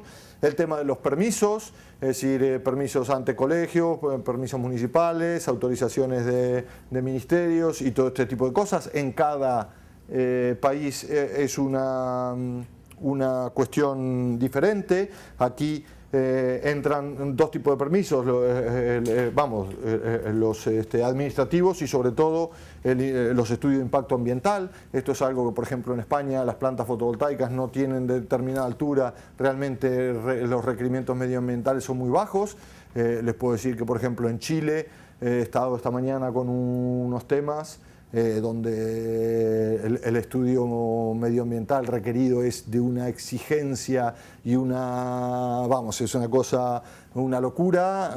Para construir una planta vamos a montar unas casetas de obra donde va a haber unos baños químicos y donde vamos a tirar las aguas hervidas de los baños químicos de algo que va a ser uno durante 3 o 4 meses. Pues estamos con eso muy complicados, temas arqueológicos y para hacer una planta en un desierto. O sea, cada país tiene su propia legislación, a cada sitio que uno va pues necesita forzosamente entrar en estos temas y varía tremendamente de un país a otro. Realmente la cuestión es espectacular. Bueno, los temas administrativos, aquí tengo unas transparencias de cómo es el proceso administrativo en España. Entonces, como no es un ejemplo a seguir, simplemente, yo no sé si os lo habéis dado, pero desde luego el proceso aquí es tremendamente largo, engorroso, y para conseguir conectarse a la red hay que, además de poner avales bancarios y hacer inscripciones previas, inscripciones definitivas, entrar en las bueno. No vamos a entrar aquí porque estamos hablando del exterior, pero en todo caso esto es una cuestión de las Q famosas ahora que aparecen las cuestiones de la Fórmula 1, las clasificaciones de la Fórmula 1. Bien, cuestiones geográficas a estudiar, por supuesto, la radiación solar y la temperatura, de eso os han hablado mucho también, no voy a entrar en eso, pero uno de los aspectos que más hay que mirar, y luego condiciones particulares como, por ejemplo, temas de sísmicos o temas de huracanes. En Chile todo tiene su normativa sísmica súper especial, que hay que ver hasta un shelter prefabricado que uno lleva de hormigón, cómo resiste a esta cuestión. Bueno, en Centroamérica claramente el tema de los huracanes, a veces uno encuentra que en un país la legislación, vamos, de países que son vecinos, uno prácticamente no tiene legislación y el de al lado tiene 100 megabytes de información que llegan para poder hacer las cuestiones. Y luego otro tema bien importante es el agua, es la riada. Si veis aquí, bueno, esta es una fotografía donde he querido mostrar un poquito un camino de agua. Esta es una región que es tremendamente seca, en la que se supone que no llueve prácticamente nunca, pero el problema es que cuando llueve el agua puede pasar muy fuerte. En Chile, por ejemplo, igual, en el desierto de Arica, pues yo no sé si llueve una vez cada 8 años, la cantidad de agua que llueve es ridícula. Sin embargo, uno entra en el Google y empieza a seguir carreteras y se encuentra con que de repente puentes que se los ha llevado el agua. Entonces dice, bueno, pues aquí no llueve nunca, pero el día que llueve el agua viene de una manera muy dura y eso hay que tenerlo en cuenta. Eso es algo que ha pasado mucho en España en el boom del 2008.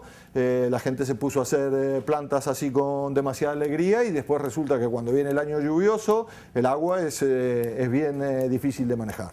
Entonces, pues temas a tener también como muy en cuenta. Aspectos logísticos, bueno, pues os había mostrado que donde había elegido tenía un puerto y entonces pues el puerto es magnífico, un puerto de aguas profundas, pero como veis no es un puerto de contenedores, a pesar de que sí había contenedores cuando yo lo visité. Lo que hay son unas grúas mecánicas que igual no tienen toda la capacidad y al final pues tuvimos que ver que los contenedores, ahí hay una empresa española haciendo un proyecto eólico muy grande y todo el material había llegado con este puerto, con lo cual yo me puse muy contento. Luego resultó que era el propio barco el que traía los medios mecánicos para poder descargar los contenedores. Y desde luego el tema del transporte terrestre es súper importante. Este es uno de los terrenos que me habían elegido, que me habían dado. Entonces, como veis, la carretera es tremendamente estrecha, un sitio que para hacer una planta de 17 megavatios a lo mejor tenía que llevar 600, 700 tráiler, y uno se pregunta qué pasa si un tráiler se me avería ahí.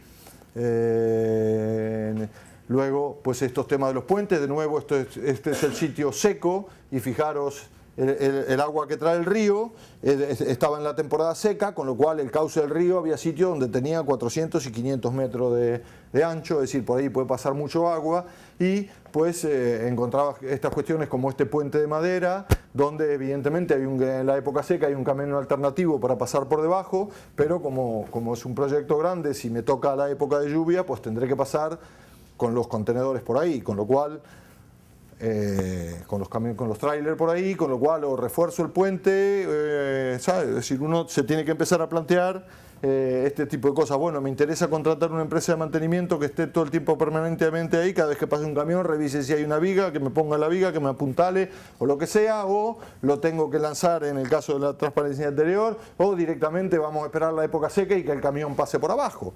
Bueno, pues en la escuela de industriales estas cosas no se ven, es como lo del marroquí cargando las baterías en el camión lleno de arena.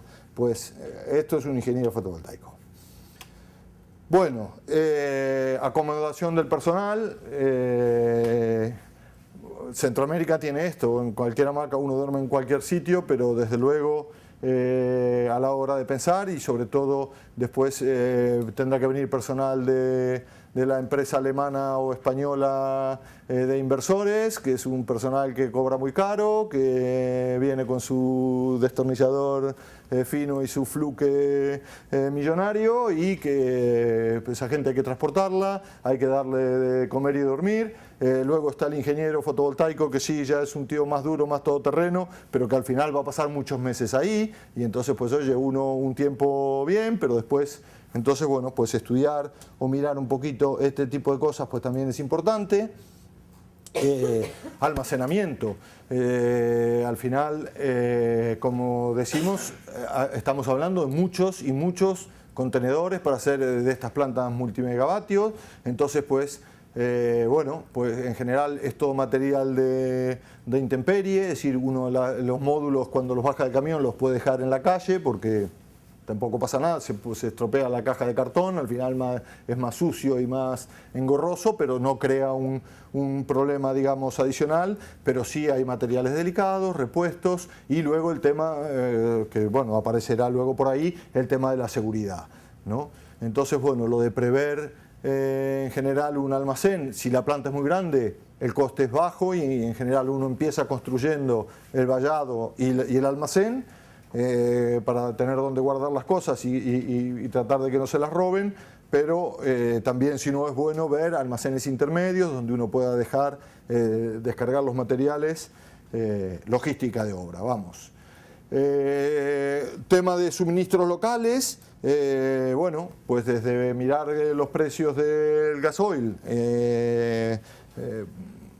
a la hora de los presupuestos, el gasoil varía mucho de lo que puede costar en Europa o en estos países. Esto en general juega a favor de uno, precio de distintos suministros, pero también es muy importante la disponibilidad de medios auxiliares de obra que uno pueda encontrar. Es decir, yo dentro del mismo país encuentro que para unos sitios pues tengo unas tiendas donde puedo ir a alquilar un torito, una grúa, una retro, una pala, o tener una fábrica de hormigón donde puedo comprar el hormigón ya hecho que me lo vuelcan, o hay otros sitios donde esto implica a lo mejor 150 kilómetros de distancia, y los 150 kilómetros de distancia no son en la 6 y sus 7 carriles, sino que es en un sitio donde lleva mucho tiempo y donde cuesta sus cuestiones.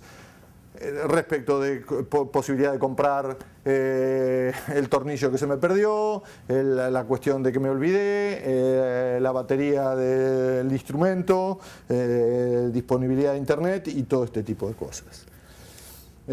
Bueno, como pongo aquí, materiales de obra civil y materiales eléctricos y consumibles.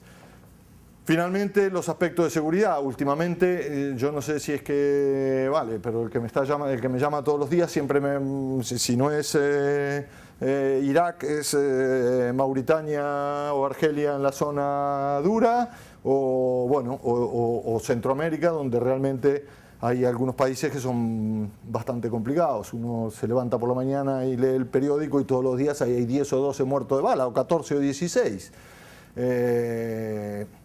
Evidentemente uno no está, es decir, eso tiene sus particularidades como todas las cuestiones, pero sí son cuestiones importantes que hay que tener en cuenta.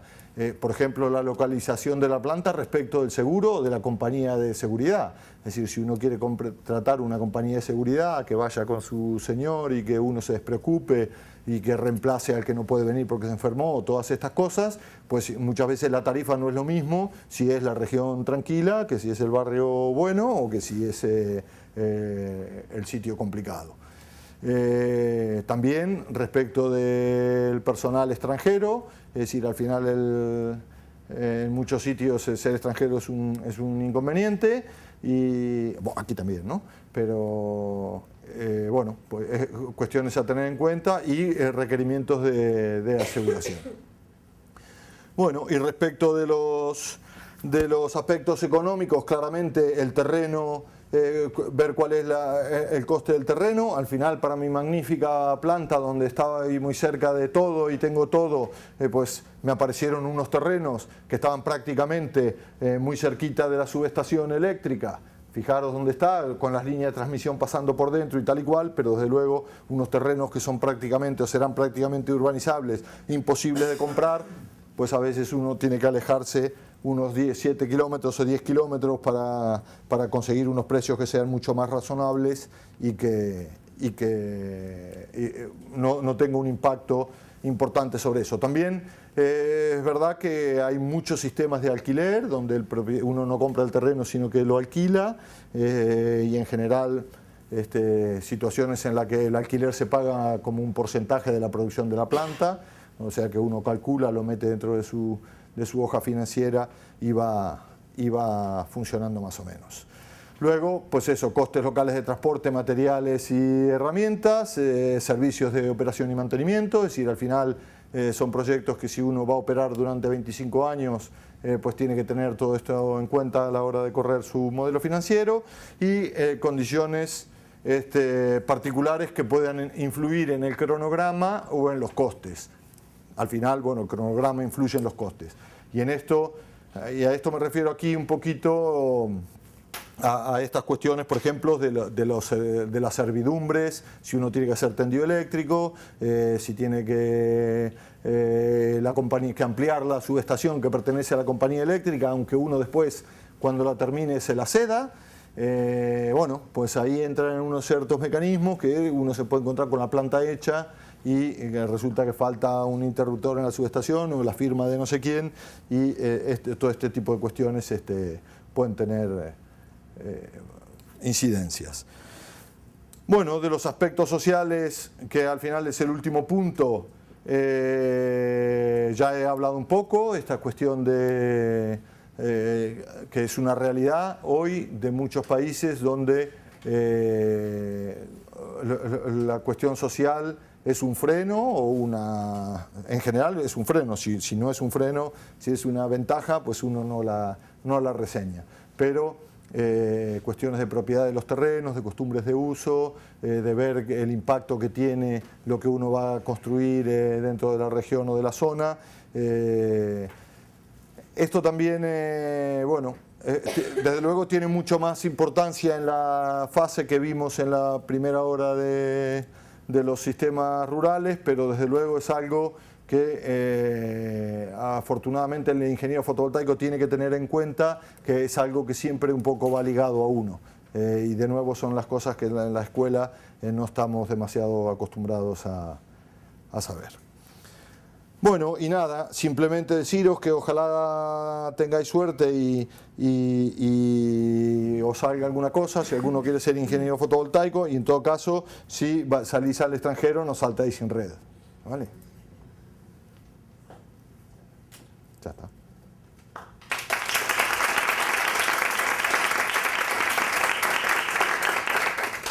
Vamos. Pregunta, Ramón.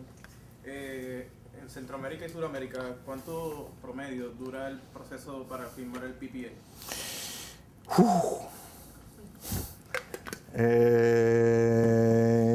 Vamos a ver. No, mira, el problema, el PPA no es tanto el limitador más que la financiación, ¿sabes? Es decir, y luego el PPA, ¿con quién lo firmas? Es decir, si lo firmas con el Estado o si lo firmas con un privado. Ahora mismo, por ejemplo, en Chile, con el sistema que tiene Chile, tú firmas el PPA con el privado. Entonces, eso es relativamente rápido. Luego la permisología, entras con todas esas cuestiones, pues pueden demorar más tiempo. Si firmas con el Estado, si es una subasta, donde ya está todo el mecanismo preparado, pues se supone que vas a firmar relativamente rápido. Es una subasta, tú has ganado, ya está el proceso administrativo determinado, pues puedes llegar a firmarlo o no. Si no es una subasta, si es un acuerdo entre partes, digamos, una simple decisión estratégica, bueno, pues también, por ejemplo, depende mucho si tú pretendes garantía soberana o no. ¿Sabes? Es decir, garantía soberana es si tú contratas con la compañía eléctrica de Costa Rica y es estatal, entonces tú exiges que el Estado garantice ese contrato. Quiere decir que si viene el próximo gobernante y dice no, ese contrato no lo quiero, tú lo has pasado por el Parlamento lo ha aprobado y eso es garantía soberana. Eso, es decir, es algo que ya está firmado y cuando tú haces una inversión y un contrato a 25 años, lo normal que exijas es eso.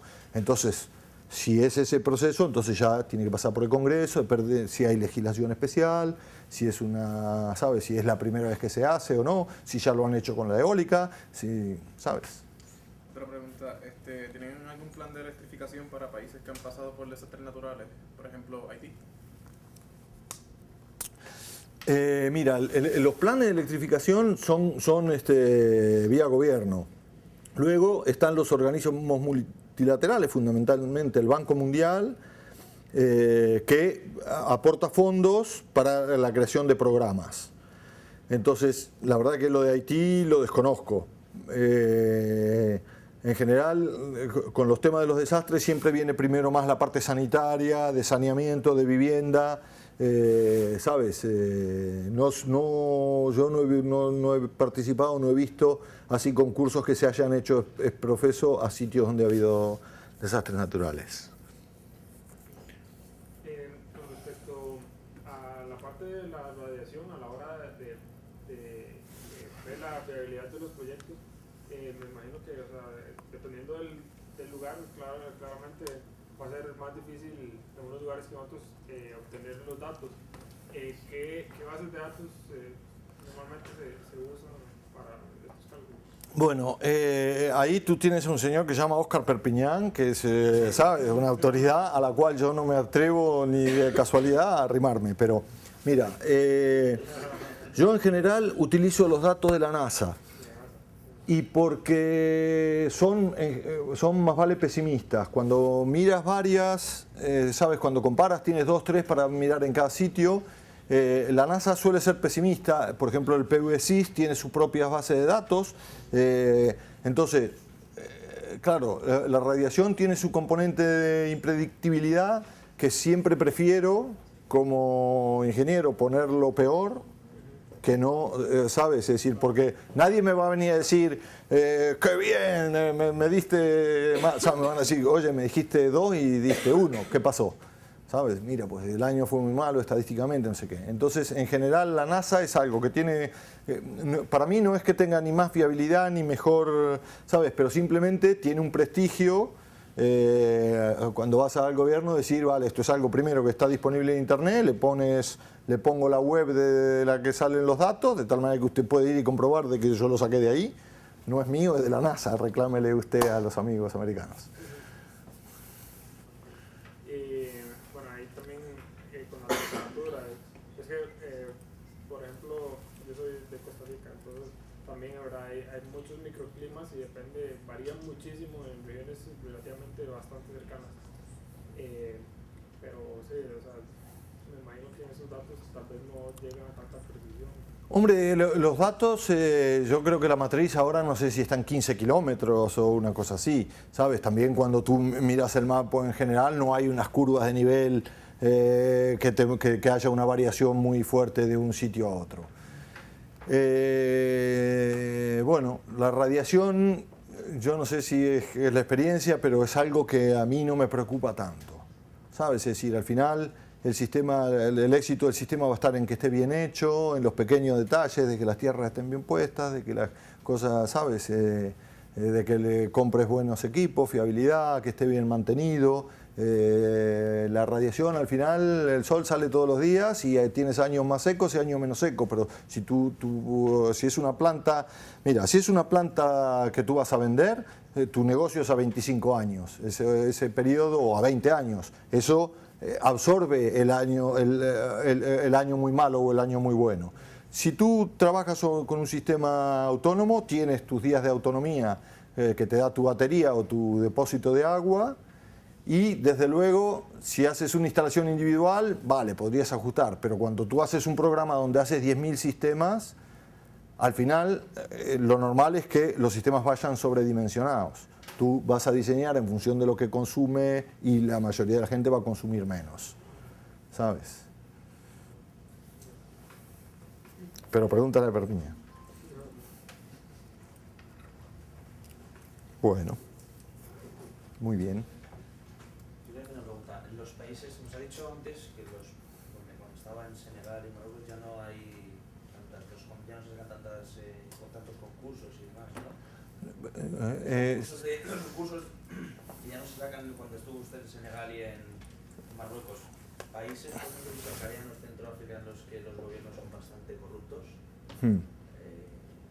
Eso como lo ve, te digo porque supongo que al ser unos gobiernos bastante inestables, pues supongo que habrá que aumentarlos, entre los habrá que... Bueno, eso entonces, todo el mundo tiene claramente su idiosincrasia. Y en general yo creo que es bastante pareja por continentes y por... el problema de estos sitios es la financiación. Es decir, al final... si tú ves un poco lo que yo he contado, siempre, si tú vas con una financiación externa, eres capaz de hacer proyectos, que es lo que eran los fondos estos el FAD de español, o la cooperación japonesa, o, ¿sabes? Ahora India y China, que están invirtiendo a lo bestia. Entonces, oye, yo doy un crédito, te doy un crédito blando, no sé cuánto, preséntame un proyecto, y en función de eso saco los concursos. Eso es un poquito el esquema. Entonces, ahora yo no sé por qué se ha parado un poco toda esta cuestión de la electrificación rural. Hubo hace unos años en que salían más cosas. Ahora mismo, no sé si es por la crisis o por qué, pero, ¿sabes? Bueno, tal vez yo estoy menos enterado, también puede ser, pero en general suelo enterarme, ¿sabes? Entonces sí que sé que países como Angola, por ejemplo, se están moviendo, hay muchas empresas intentando hacer cosas ahí, el gobierno está como permeable a que llegues con propuestas, y por supuesto, si tú vas a un país como Ghana, al ministerio con un proyecto, ¿sabes? Bueno, en general a todos los sitios, ¿no? Pero que si países que tienen ya una cierta tradición de solar, siempre es un poquito más fácil. Centroáfrica, Ruanda, Burundi, que no es Centroáfrica, es bastante más al sur, han sacado algunas cosas, y desde luego los países del este, Tanzania, Mozambique, se están haciendo ciertas cosas. Namibia, yo creo que va a salir más cosas de conexión a red, o en Sudáfrica mismo, ¿no?